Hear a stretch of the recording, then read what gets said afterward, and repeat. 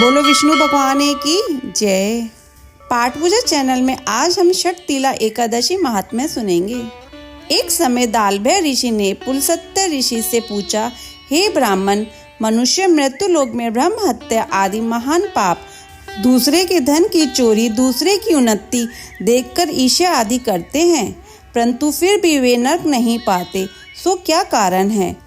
वह न जाने कौन सा अल्पदान या अल्प परिश्रम करते हैं, यह सब आप कृपया पूर्वक कहिए। इस पर पुलस्त्य ऋषि बोले, हे महाभाग, आपने मुझसे अत्यंत गंभीर प्रश्न पूछा है। इसको ब्रह्मा, विष्णु, इंद्र आदि भी नहीं जानते, परंतु मैं आपको यह गुप्त तत्व अवश्य ही बताता हूँ।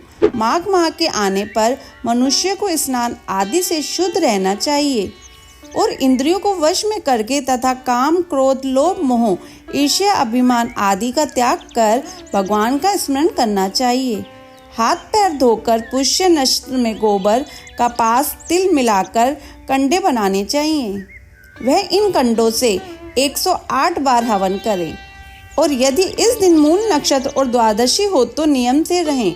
स्नान आदि नित्य क्रिया से शुद्ध होकर भगवान की पूजा कीर्तन करना चाहिए। एकादशी के दिन व्रत और रात्रि को जागरण तथा हवन करना चाहिए। दूसरे दिन धूप दीप नैवेद्य से भगवान की पूजा कर खिचड़ी का भोग लगाना चाहिए। इस दिन कृष्ण भगवान का पूजन करना चाहिए। पेठा, नारियल, सीताफल या सुपारी सहित अर्घ देना चाहिए और फिर स्तुति करनी चाहिए। हे भगवान, आप अशरणों को शरण देने वाले हैं, आप संसार में डूबे हुए का उद्धार कीजिए। हे पुंडरीकाक्ष, हे कमल नेत्रधारी, हे विष्णु भगवान, हे जगत गुरु, आप लक्ष्मी जी सहित मेरे इस तुच्छ अर्घ को स्वीकार करो।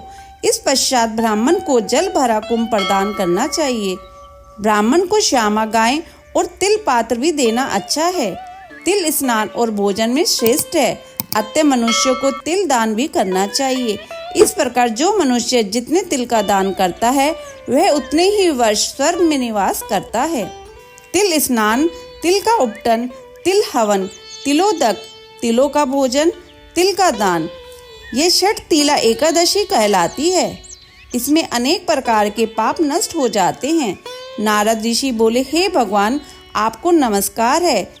इस षठ तीला एकादशी का क्या पुण्य और क्या कथा है, सो कहिए। श्री कृष्ण भगवान बोले, हे नारद, मैं तुमसे आंखों देख की सत्य घटना कहता हूँ। प्राचीन काल में मृत्यु लोक की सत्य घटना कहता हूँ। प्राचीन काल में मृत्यु लोक में एक ब्राह्मणी थी। वह सदैव व्रत किया करती थी। एक समय वह एक महाव्रत करती रही। इससे उसका शरीर अत्यंत दुर्बल हो गया था, परंतु उसने कभी भी देवताओं तथा ब्राह्मणों को धन तथा अन्न दान नहीं किया। इस प्रकार मैंने सोचा कि इस ब्राह्मणी ने व्रत आदि से अपना शरीर शुद्ध कर लिया है और इसको वैष्णव लोक भी मिल जाएगा, परंतु इसने कभी भी अन्न दान नहीं किया है। इससे इसकी तृप्ति होना कठिन है। ऐसा सोचकर मैं मृत्यु लोक में गया और ब्राह्मणी से अन्न मांगा। वह बोली, आप यहाँ किस लिए आए हैं? मैंने कहा, मुझे भिक्षा चाहिए। उसने मुझे एक मृत पिंड दे दिया। मैं उसे लेकर लौट आया। कुछ समय बीतने पर ब्राह्मणी भी शरीर त्याग कर स्वर्ग आई। मृत पिंड के प्रभाव से उसे एक आत्मगृह मिला, परंतु अपने को वस्तुओं से शून्य पाया। वह मेरे पास आई और बोली, हे भगवान, मैंने अनेकों व्रत आदि से आपकी पूजा की है, परंतु फिर भी मेरा घर वस्तुओं से शून्य है। मैंने कहा, तुम अपने गृह जाओ और देव स्त्रियां तुम्हें देखने आएंगी। जब तुम उनसे षठ तीला एकादशी का पुण्य और विधि सुन लो तब ही द्वार खोलना।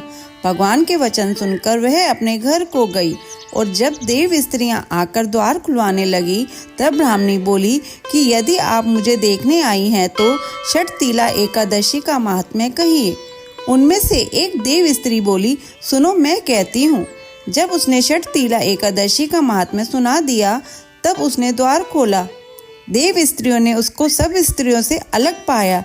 ब्राह्मणी ने भी देव स्त्रियों से कहे अनुसार षठ तीला का व्रत किया और इसके प्रभाव से उसका गृह धन धान्य से भरपूर हो गया।